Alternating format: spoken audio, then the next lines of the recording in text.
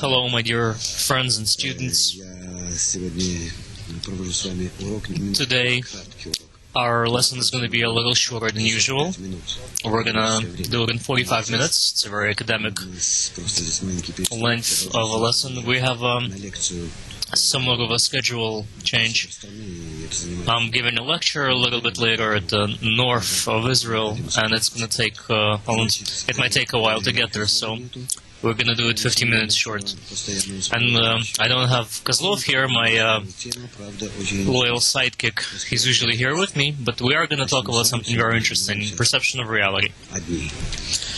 So today we're here, just the two of us, me and all of you. So let's talk about perception of reality. This is the most important subject in a sense. Why? Because everything stems from the way we perceive reality, from what we perceive, and all of our efforts to change our reality, to improve it somehow. All of our hopes and beliefs in something, in anything, that verifies whether this is the reality that is truly exists or something else. How is a reality compared to the reality that we feel the next day? How do we feel a reality outside of the body? What happens when I pass and I no longer am in a body? Do I feel reality the same way that people who still have a body in this world? Does the world still exist if I no longer exist in my body? Because everything that I perceive in my body, that's my world. So there are really millions of questions concerning perception of reality. And these questions have been plaguing humanity for many, many years, for thousands of years, because we feel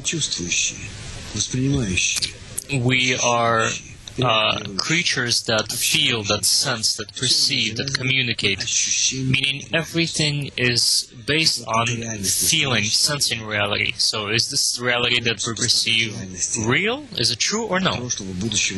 How do we compare realities from the past and the future that are painted, presented to me, within me?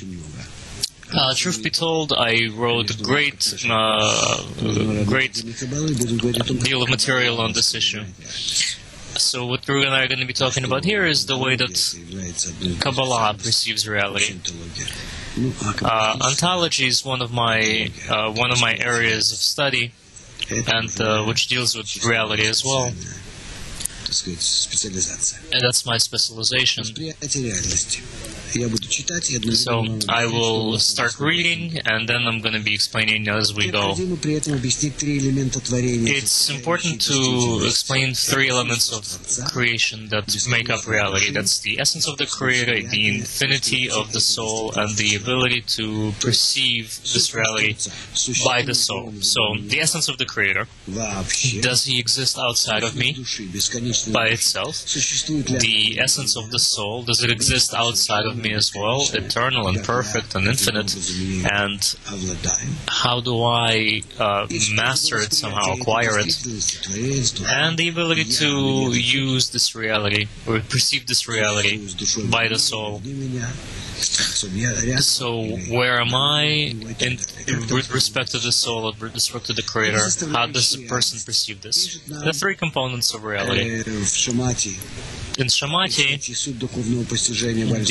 the Balsam writes to us, we discern great many degrees and levels in the worlds, in the spiritual worlds, he means.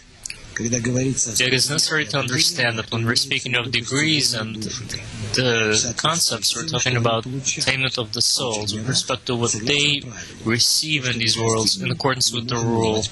What is not attained cannot be named. So practically, you and I are in a very interesting state.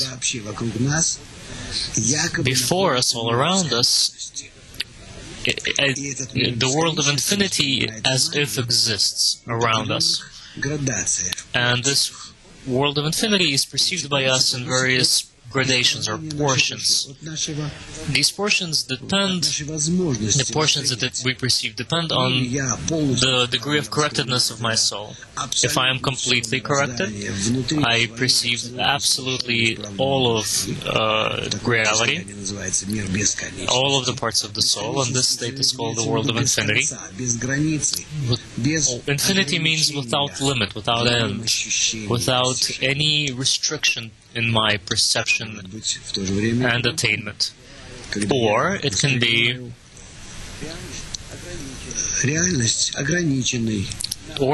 that I perceive reality in a very limited, restricted way. If I am on one of the 125 degrees of up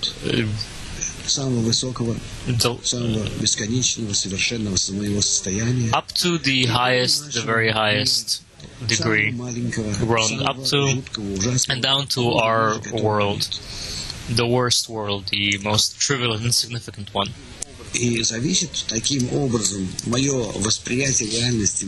My perception of reality, my sensation, depends on the light, the volume of this infinite great world that my soul can perceive. That's what I sense, including what I'm sensing today, at this moment. What I perceive today, I call my world, our world, or this world, because that's my current reality. If I change myself, if I expand my perceptory abilities and senses, then I would perceive more, a greater deal of reality. For instance, I take off my glasses. I sense one picture of reality, then I arm myself with glasses, and wow, I see a completely different reality. Did the previous reality exist or no? With respect to me, it didn't exist. With respect to me, I can't see anything past 5 feet from me. So with respect to me, this reality didn't exist. So this is our state of existence right now, today. Meaning, we don't perceive the upper, greater, higher levels of reality than those that we perceive with our 5 senses right now. But if I arm myself with a new sense, then naturally I will perceive a greater reality. This is what Kabbalah calls to us. This is what it wants from us, and this is what it teaches us, how to acquire these additional instruments through which we can perceive the true, unlimited reality. And then, as we attain more and more, we're going to name what we've attained. In Kabbalah, it works in a very simple, not a very wonderful way. It's your eyes suddenly open, you see a new picture, and you say, oh, her name, this item's name is Masha, this item's name is Michael, and this is green, and this is yellow, and this is hot, and this is bitter, and so on. Of course, I use names of sensations of this world, but what's interesting is that when you see something or sense something in the spiritual world, you immediately know the name of the object that you're sensing. You very suddenly understand, along with the phenomenon, any phenomenon of the spiritual world, you also feel and sense its definition. This is what attainment is. And it is this attainment you feel very precisely, very clearly as words, as letters, as names. And you have absolutely no doubts about its validity. Because letters, I'm talking about the Hebrew letters of the Hebrew alphabet, which stem from the first man, Adam Arishon. who almost 6,000 years ago, he wrote a book using these letters, this alphabet, which this is why we still use these letters from the Kabbalists, because the alphabet is built on the crossing of two forces. The force of this spreading of light horizontally and vertically, the light of Hasidim and light of Chokhmah. And at the meeting point of these two forces, which are the force of bestowal and force of reception, there's a combination of these two lines. One line, it goes horizontally, the other one goes vertically. And we use these to form letters, and if letters are combined, let's say, well, let's look at the letter Aleph. Look, it's very interesting. We have, this is the letter, the Hebrew letter Aleph. It's a very interesting letter.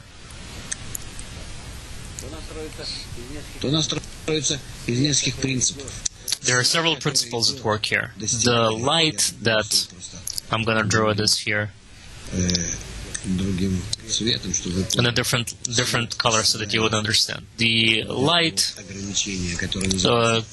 reaches this restriction, the barrier called parsa.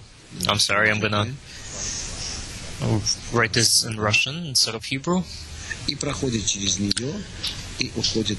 It passes through, and this way it goes downward below the barrier. All letters are symbols, just as the letter Sha, who then bukva Sh, who then became it's Shin, and then it became it has a similar sound in other alphabets as well. This letter exists in many alphabets. This is the right line, the left line, the right line, the left line, and the middle line. The right line and the left line, the light comes down to us, and the middle line, it is bestowed backward. It is bestowed back. The quality of bestowal from the creature. So any states, any sensations, they are instantly put together, and letters are formed, and words and sentences are formed, and as a result we receive the description of spiritual actions. If you look at the letters of the Hebrew alphabet and the way that they're, if you learn the grammar rules, you will see that we're talking about very precise mathematics, formulas, the compilation of words. It's like playing with blocks. It's very precise. It's impossible to change anything, which is why this language, which had existed for thousands of years, it has never changed. The shape of the letters and the words, not a single change was made to them, because they stem from these two forces that exist in nature.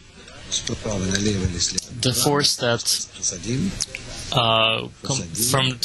acts from the right to the left, that's the force of Hasidim, and right, left, and left to right, that's Hasidim, and above downward, and from below upward, that's Chokhmah. Two types of light, two types of forces. So any name, any term that we read in Kabbalah, it alludes to the character, the type of the object that we feel. So the question is, how do I perceive this object? I perceive it within myself. Well, then everyone perceives it differently. Truth be told, that's true, that's the case. The name of any spiritual object, on the one hand, it's absolutely subjective, meaning I perceive it. I give a name, bitter, sweet, tall, red, and so on. Doesn't matter what we're talking about. I give the name according to my sensation. So a name is an individual Absolutely individual, subjective perception of a particular spiritual phenomenon. And this is what the Kabbalists write. Then how can we call Kabbalah science if everybody writes about what he personally perceives? What if one perceives it one way and another person perceives it another way? That cannot be. For two people to perceive these things differently. Why? Because from the world of infinity and down to our world,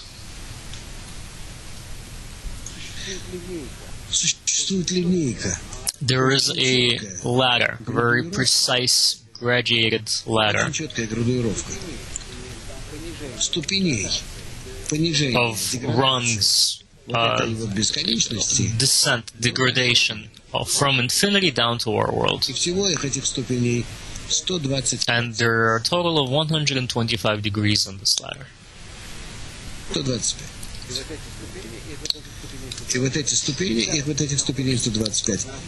There are 125 of these degrees, and everyone who exists at a particular degree perceives exactly what others perceive at that same degree. Let's say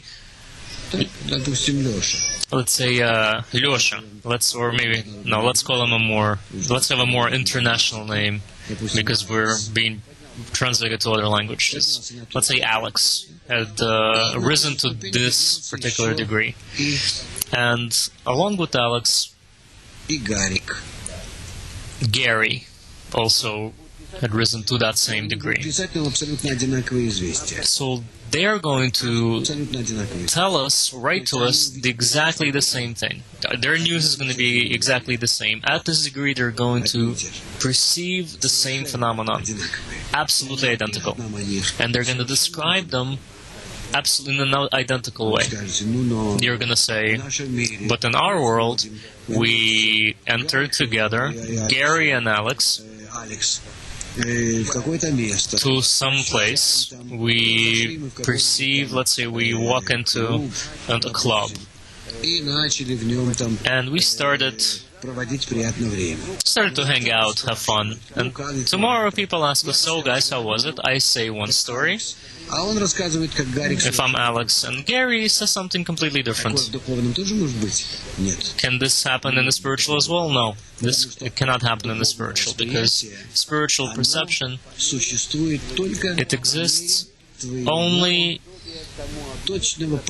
in accordance with your complete equivalence to the object which you perceive of this degree. Meaning Gary and Alex, they must become totally equivalent to this degree, and only then will they perceive it. For this reason, there cannot be discrepancy in what they say. For this reason, Kabbalists have virtually no arguments between them. Not at all. They may describe it perhaps in a slightly different aspect, but that doesn't mean that they perceive it differently. It really depends on when they live. There were Kabbalists before who actually described it not in Hebrew, but in other languages, in European languages and in Arabic languages. There were Kabbalists who described it with more artistically. There are many different types of expression, but they all essentially describe the same thing. A person who attains the same degree as others, he feels absolutely the same, but he can describe it in his own style. Moving on. So here it says the word name talks about attainment, meaning a person gives a name to something only after he has attained this phenomenon. We're going to make sense of this. Okay, so what's happening here? What is a name in essence? Here is my desire. In this desire, I attain when a screen has appeared here, and I repelled the light from the screen. It's a portion of the light, and portion of that light I accepted within my vessel. So this light within my vessel is called or pnimi, the inner light. So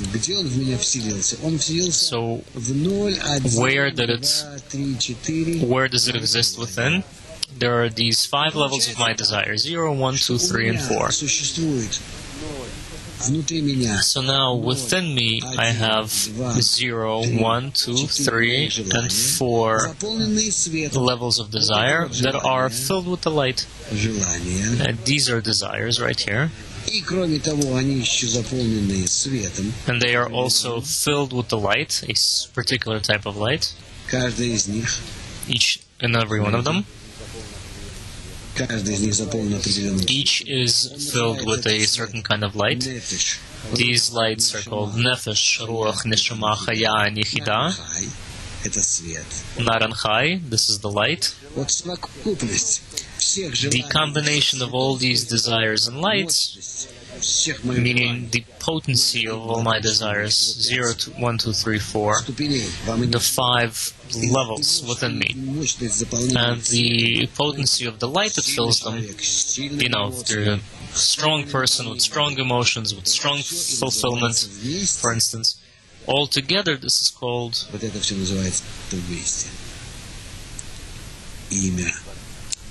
a name. Name of the Creator. So why the Creator? What's he have to do with anything?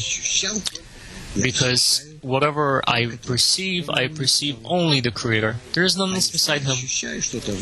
And if I perceive anything within my desires, it is part of His influence on me, to the degree of my equivalence to Him. For instance, I exist here.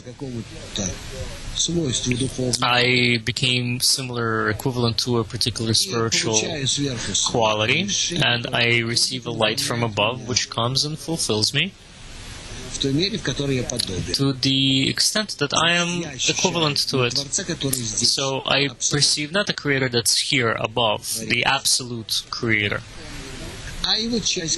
but a part of Him, a reduced part. And this reduced part, diminished part of the Creator, I give it a name, a certain name. For instance, Yaakov.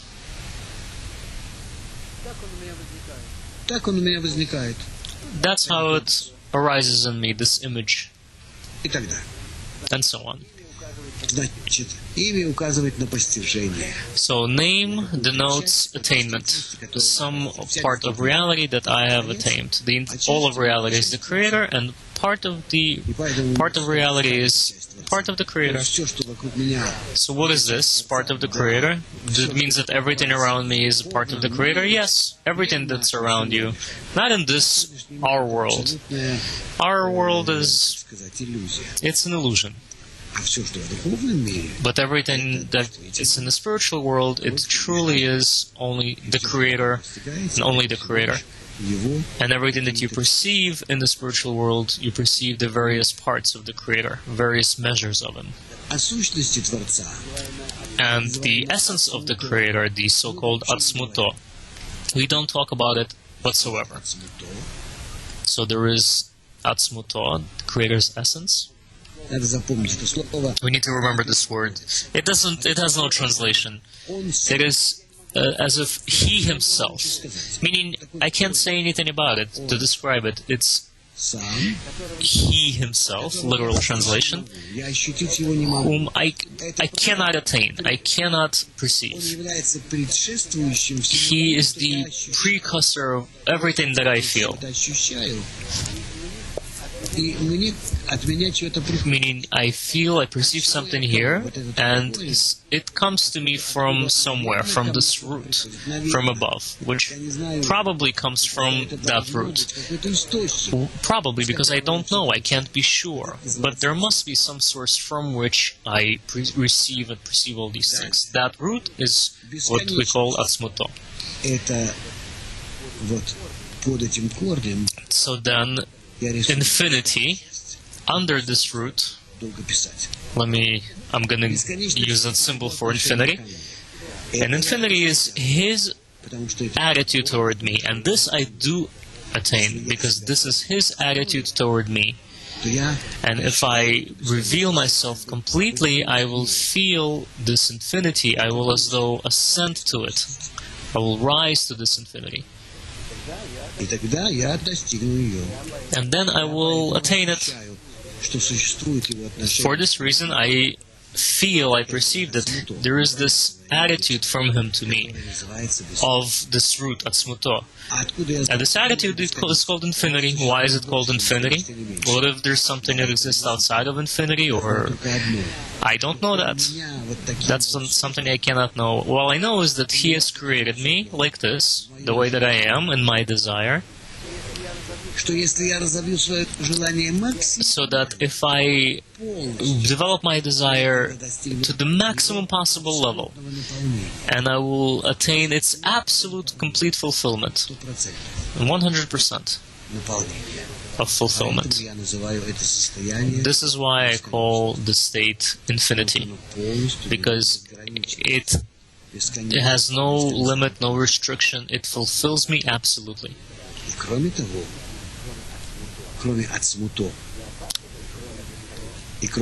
And besides atzmuto and besides infinity,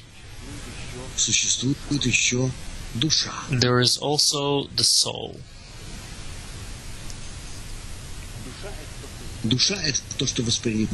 The soul is what perceives the Creator to the degree that it is equivalent to the Creator.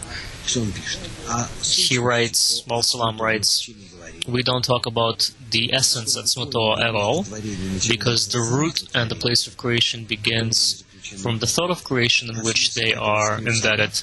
And the meaning of this is concealed in the words, the end of an action is in the beginning, is in its original origin. So Baal Salam says at the end, you're going to perceive it, you're going to attain it. There is nowhere to run from it.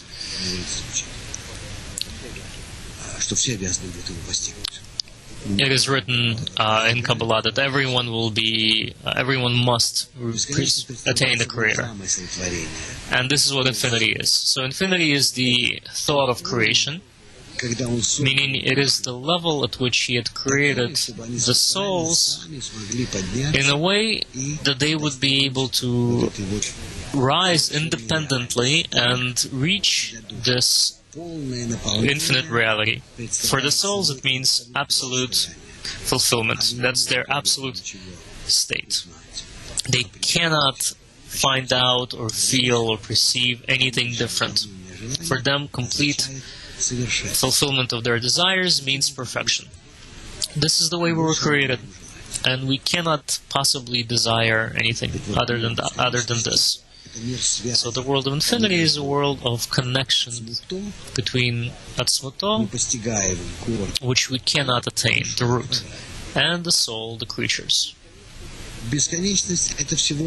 The infinity is the origin of everything. Everything comes from infinity.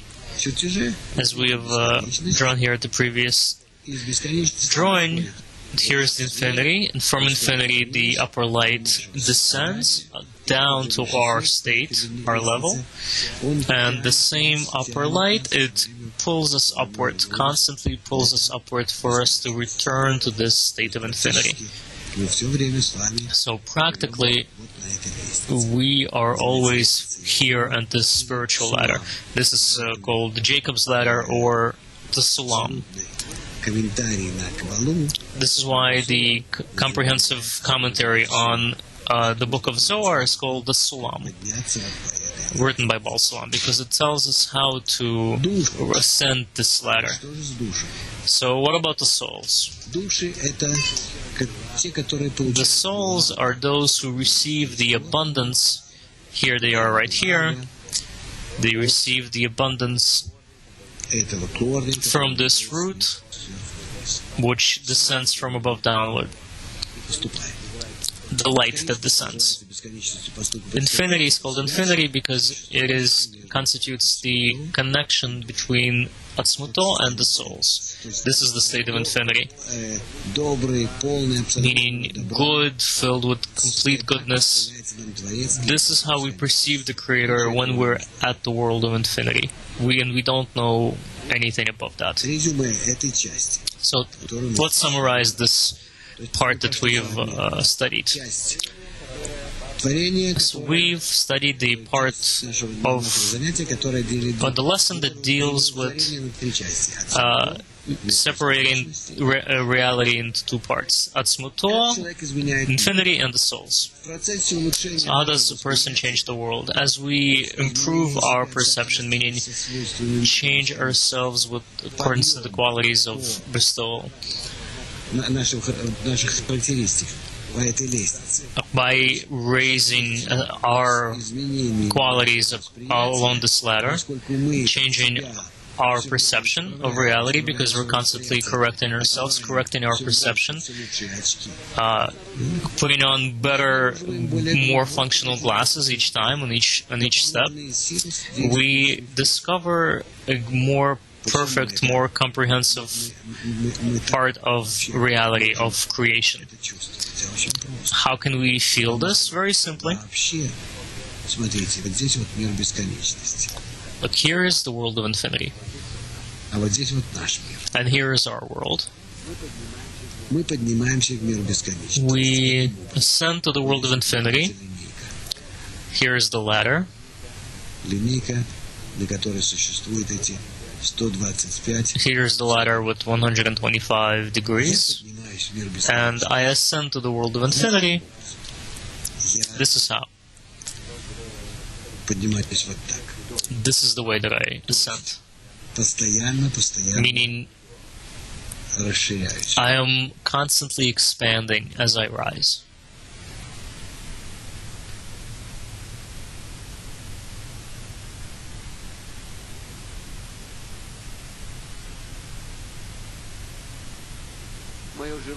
Мое желание постоянно расширяется. My desire is constantly То expanded. есть вот этот вот вектор So this vector right here, — это желание.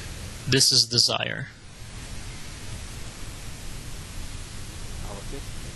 А вот этот вот вектор And this vector, — это постижение. it's attainment. Постижение. Чем больше желания, The greater the desire, точку, let's take a point, for instance, right there. чем больше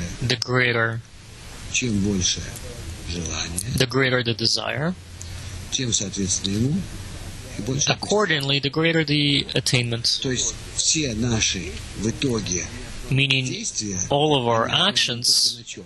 they are based on one thing: Расширить наше желание, to expand our desire, чтобы привести его в so that it would bring us постижение. in equivalence to attainment. So you say, what, the greater desire I have, the better? Yes, on the one hand. Подобным But on the other hand, it must be equivalent to attainment, because отдать. attainment means bestowal.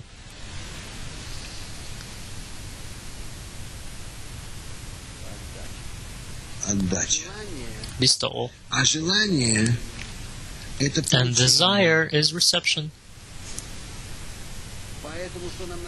Поэтому что нам надо сделать? So what do we have to do? Желание, The desire grows within us, but this desire still needs to be made equivalent to bestowal. подняться. It's not enough to rise. Еще Simply, we also need to подобное. make this desire То есть equivalent or similar to bestowal. а нам Our desire is always developing, сделать экран. and then on top of this desire, we need to put the screen. Наши подъемы So сделать так, чтобы all of these ходил ascents that we свет исправления. see here, we need the light of correction, surrounding light, to descend Этот формат. and influence us. Мы будем, And when it influences us, that is when we're going to допустим, это truly become equivalent to these states. 95-я ступень, а это For instance, let's say this is degree 95 and this is degree 105. А что характеризует What characterizes вот эту линию? this Эту line? линию характеризует This line макет. is or makif, the surrounding light. Он в соответствии с тем, где мы здесь находимся. In accordance with where we are here, it influences us. We can actually draw it a little bit differently, without skewing. Оно впрямую. We can draw it as a straight line.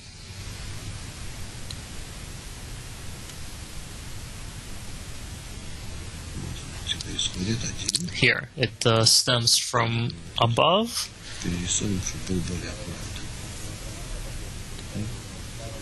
Сюда вот исходит. And here it descends as well. Ормакив второй. The surrounding light. И таким образом здесь желание. In this way, the desires that we have here. Желание. С одной стороны. We have a desire on one side, И ормакив с другой стороны. on one end, and the surrounding light or makif on the other end. Желание. So we have again the desire А отсюда идет from here, ормакив. from below, and from above we have or makif. Первая компонента. This is the first component. This is the second component. Это подобие. And the third component is the equivalence to bestowal. Вот так происходят эти наши действия. This is the order of actions that's present here. Что с трансформацией So he says the transformation of the instrument of perception is the screen. And this is Or Chozer, the screen. подобие свойства отдачи. The equivalence to the quality of bestowal. Трансформация инструмента восприятия. Transformation of the instrument of perception, from it, our perception of space and time, everything changes. Suddenly we begin to perceive, feel how our perception changes, and our definition of the world around us changes. So this is why the Kabbalah is called the science of perception of reality. Because we change our perceptors, and in accordance with this, we begin to perceive a different reality. When a person perceives the reality at greater degrees, higher degrees, it becomes clear to him that he is able to regulate this process. Meaning you and I come to a state where we very clearly, very precisely feel that I can change qualities within myself with the help of the surrounding light, or makif, and as these qualities change within me, they essentially change the entire picture of the world for me. And as it turns out, I always feel that I pass through from one reality to another yet, and it constantly changes. There is nothing, the only constant thing about it is that it's always changing. And this reality, this is why our world is called still inanimate reality, because it's always changing, and because I perceive it through a higher reality, and everything that I see with my 5 corporal senses, this world, this earth, all these objects, I see it just like all of you do, but I evaluate it from the higher level of reality. And this is why I feel as I identify it from there, and I discern the roots of it. On a deeper level, and I see the inner meaning of all these objects. This is all because these desires are growing within me, and accordingly, if I work in the group and I work with the study, the surrounding light influences me, and under the influence of these 2 factors, 2 parameters, I ascended, let's say, to a certain degree. Here I have this desire, this level of desire, and I have this influence of the surrounding light. And this is my equivalence of form to the force of the soul, and this puts me at the degree 95, let's say. This is my reality. Here I ascend again, a greater egoistic desire, a more corrected egoistic desire, because I am closer to infinity. And as a result, I'm even more equivalent, more similar to the light. Now, here, let's say I'm on a 105th degree, and I have a different reality. This is how we develop. When a person feels reality at higher degrees, it becomes clear to him that he is able to regulate this process. Yes, this is truly the case. He can ascend and descend and travel, essentially. Just as we are able to travel from place to place in this world, a person who regulates, controls his screen, he can ascend or descend. Descending is easy, as it's obvious why, right? Because he already exists at a certain level of equivalence with the upper one. So he can descend. Why would he descend? In order to help others. Otherwise, there is no reason to descend. It's why else would you do it? It's regression. But in order to help others and to include them in this process as well, he descends. And he regulates his screen up to the level at which up to his highest level. In a different reality, a person develops his reality in others, and he feels this reality in others instead of himself. And spiritual information flows through him. This is why reality does not disappear. So, what is he trying to tell us here? He's telling us that spiritual sensation is eternal and perfect, not only because it's spiritual. Here we're dealing with physical parameters, with the real world. So, spiritual attainment is eternal because it's not within me. It doesn't exist within me. It exists in my attitude toward others, in others. So it doesn't depend on me. I go outside of myself. If this is me, I connect with others, and I feel myself within them. And this whole world, here I put the screen,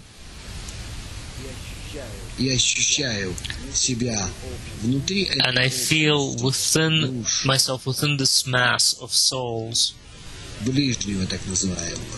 what we call others, or this is what the verse, love thy neighbor, this is the neighbor.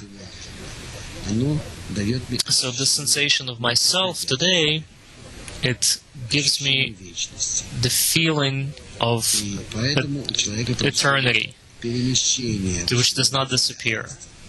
So this perception of reality shifts from me to we. We, in this state, the Creator is connected to it as well. This is how gradually we come to our goal.